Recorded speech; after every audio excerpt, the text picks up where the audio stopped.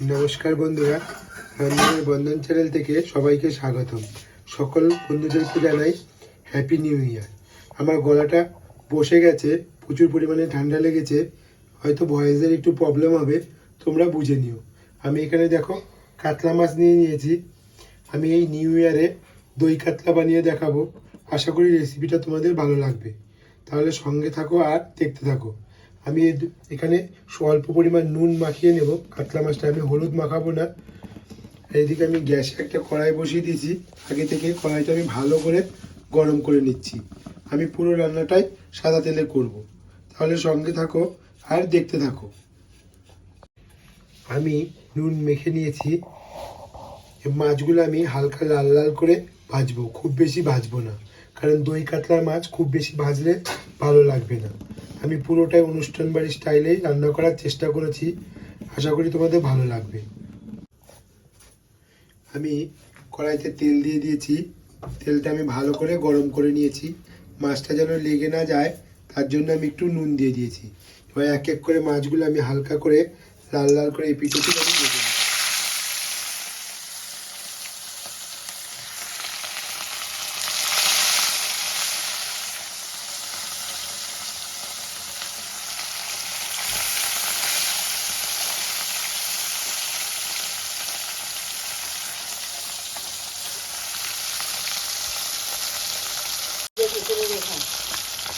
মাছগুলো আমি উল্টে দেবো, এরকম হালকা লাল করে আমি ভেজে দেবো। বেশি ভাজবো না, একটু করে একটু ভাজবো।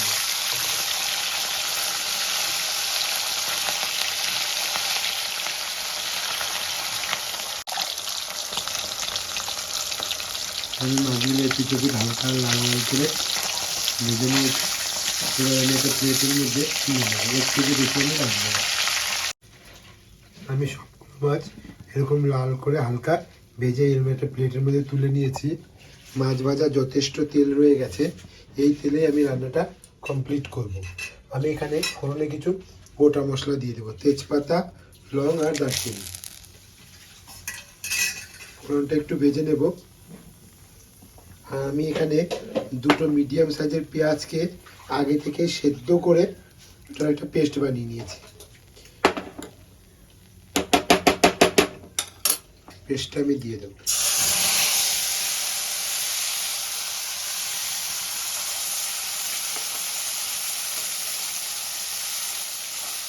সিদ্ধ করে নেওয়াতে এই কাঁচা গন্ধটা চলে যায়, আর একটু খেতে একটা সুন্দর টেস্ট হয়। আপনারা চাইলে কাঁচাও দিতে পারেন, কিন্তু সেদ্ধ করে দিলে খুব ভালো হয়। আমি পেঁয়াজের পেস্টটা ভালো করে কষিয়ে নেব।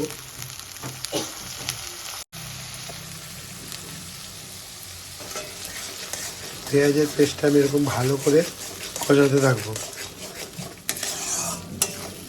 আমি এখানে হলুদের ব্যবহার করছি না, আপনারা চাইলে সামান্য একটু হলুদের ব্যবহার করলে করতে পারেন, তো আমি এখানে কোনো রকম হলুদ ব্যবহার করব না। আশা করি আপনাদের বুঝতে কোনো অসুবিধা হচ্ছে না আপনাদের।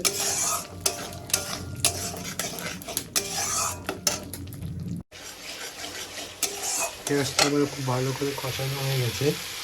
এবার আমি আদা, রসুন আর কাঁচা লঙ্কার একটা পেস্ট বানিয়ে রেখেছিলাম, সেটা দিয়ে দেবো।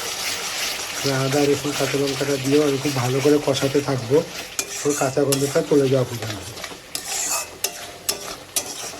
যদি খুব ভালো করে না কষানো হয়, ওর কাঁচা গন্ধটা থেকে যায়, তাহলে দই কাতলার টেস্টটা পুরো পাল্টে যাবে আর ভালো লাগবে না। এই দই কাতলা গরম গরম ভাতের সঙ্গে খুব ভালো লাগবে না।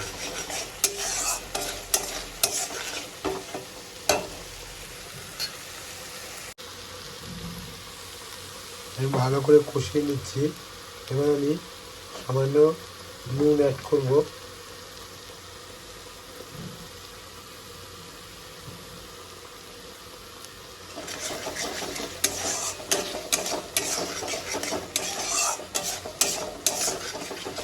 নুনটা দিলে কি হবে, এই সময় চারদিকে যে ছিটকাতে থাকে সেটা আর হবে না। আমি কষাতেই থাকবো।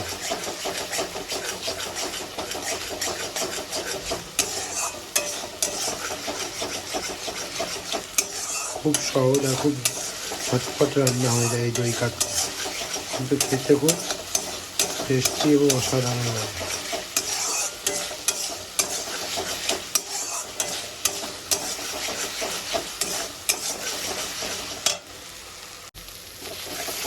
আমার আদা রসুন দিয়ে ভালো করে কষানো হয়ে গেছে।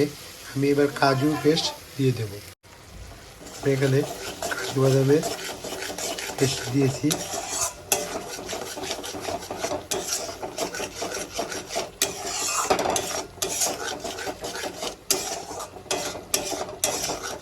পেস্ট দিয়ে আমি ভালো করে কষাচ্ছি।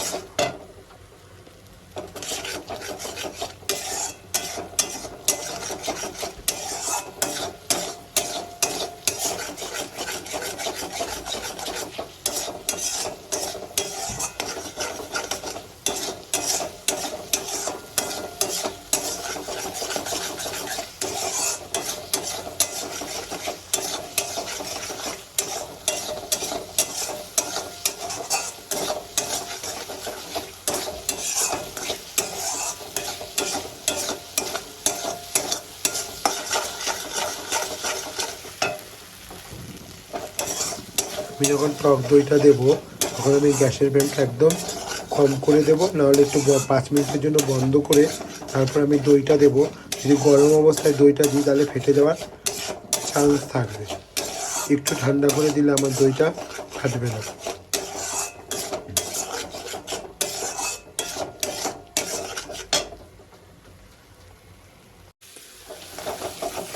মশলাটা ভালো করে কষে গেছে। এবার আমি গ্যাসের ফ্লেমটা কম করে দেব।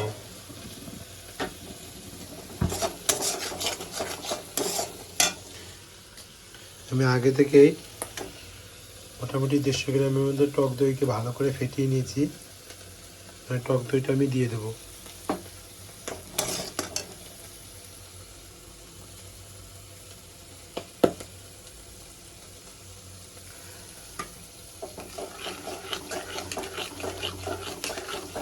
টক দইটা আস্তে আস্তে আমি মশলার সঙ্গে মেশাতে থাকবো।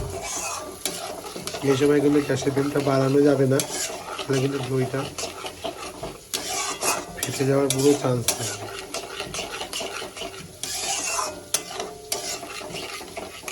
আমি এরকম ভালো করে মিশিয়ে নেব। তারপরে আমি গ্যাসের ফ্লেমটা আস্তে করে লো টু মিডিয়াম করে দেব। আমি টক দইটা দিয়ে সামান্য একটু জল অ্যাড করে দিচ্ছি। এবার আমি ফুটতে দেবো। ফুটলে আমি এক এক করে মাছগুলো দিয়ে দেবো। আর টক দইয়ের টক ভাবটা কাটানোর জন্য আমি এখানে সামান্য পরিমাণ চিনি অ্যাড করব, টকটা ব্যালেন্স করার জন্য। আশা করি আজকের রেসিপিটা বুঝতে আপনাদের কোনো প্রবলেম হয়নি।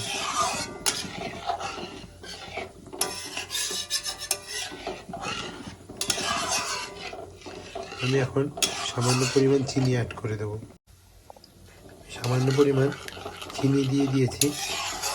আমি ভালো করে ফুটতে দেবো।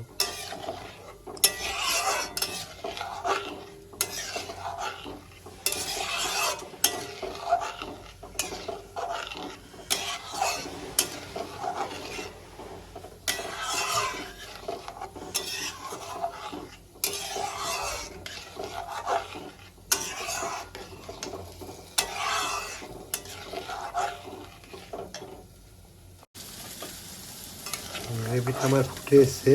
এবার আমি এক এক করে মাছগুলো দিয়ে দেবো।